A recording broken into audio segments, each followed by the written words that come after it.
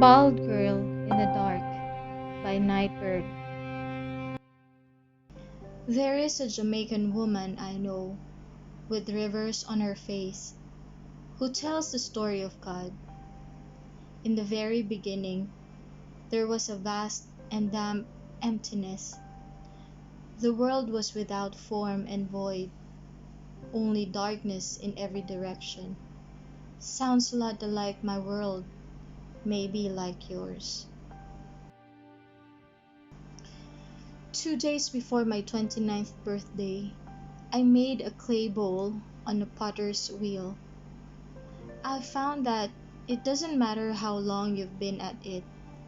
One wrong move can make a carefully crafted piece suddenly unrecognizable, thudding around like a flat tire. Then the only choice you've got is to take the clay off and start over. At the time, I didn't realize it was a metaphor. My whole world was about to lose form. On New Year's Eve, I was diagnosed with terminal cancer. Innumerable tumors were found throughout my lungs, liver, lymph nodes, ribs, and spine. I was on the living room floor, leaning over the report, head in my hands.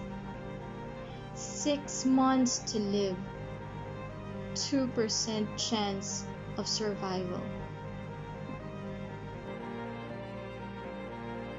Someone snapped her fingers and 2 weeks had gone by. I was in Nashville on a porch swing under a groggy January sky. My one great love sat in the seat across from me, hood over his brow, and lit a cigarette. I sat on a porch swing he had put together for me one tipsy midnight, years ago. He shook his head and looked past me. I heard him say, our marriage was ending. I heard myself say, but I still love you.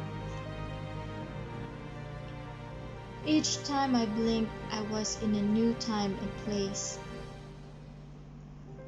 I was in my best friend's kitchen as she shaved my head.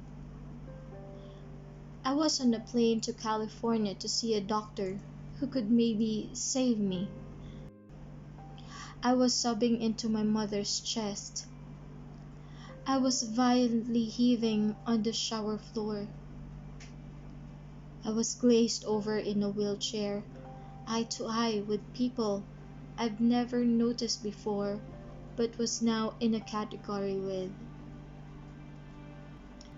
I was a stranger in my body, far from home, cradling my own bones. I was a bald girl in the dark. I laid awake more than once, imagining what it would feel like to be the kind of girl that gets to be loved. I know someone like that. She has long dark hair that hangs over the small of her back. Her eyelashes move in slow motion. She bakes bread in her bright kitchen window. Her husband smiles when he says her name. Her mouth is rosy. My big brother crawled into bed with me and laid his arm over mine. It was like we were toddlers again in matching red pajamas. In the night, my lungs whiplashed me awake for air. Each time I sat up, gasping, he would roll towards me and whisper, I'm so sorry, Janie. I wrote a prayer that night. Oh, great writer of stories, do you have space somewhere for a girl like me?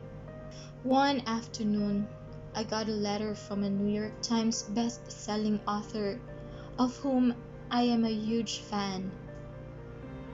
She sent a short note and some chocolate, and when I opened it, I collapsed on the bed sobbing. I ate the entire chocolate bar horizontally as tears soaked my pillow. I don't remember what the note said.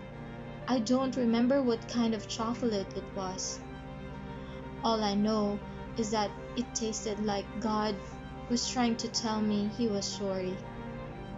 He wanted me to know that there was some sweetness left. A line from my favorite poem says this: "There'll be days like this," my mama said, "when you open your hands to catch and wind up with only blisters and bruises.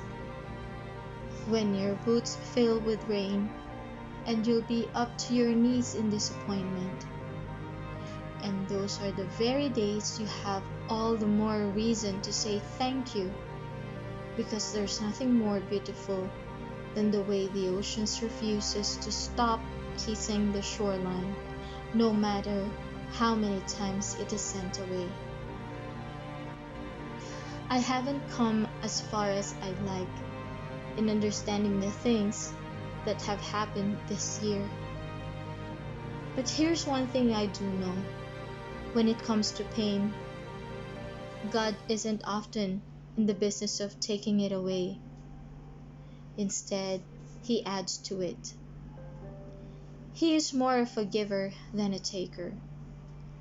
He doesn't take away my darkness, He adds light. He doesn't spare me of thirst, He brings water. He doesn't cure my loneliness, He comes near. So why do we believe that when we are in pain, it must mean God is far? In the beginning, there was immense, immeasurable emptiness.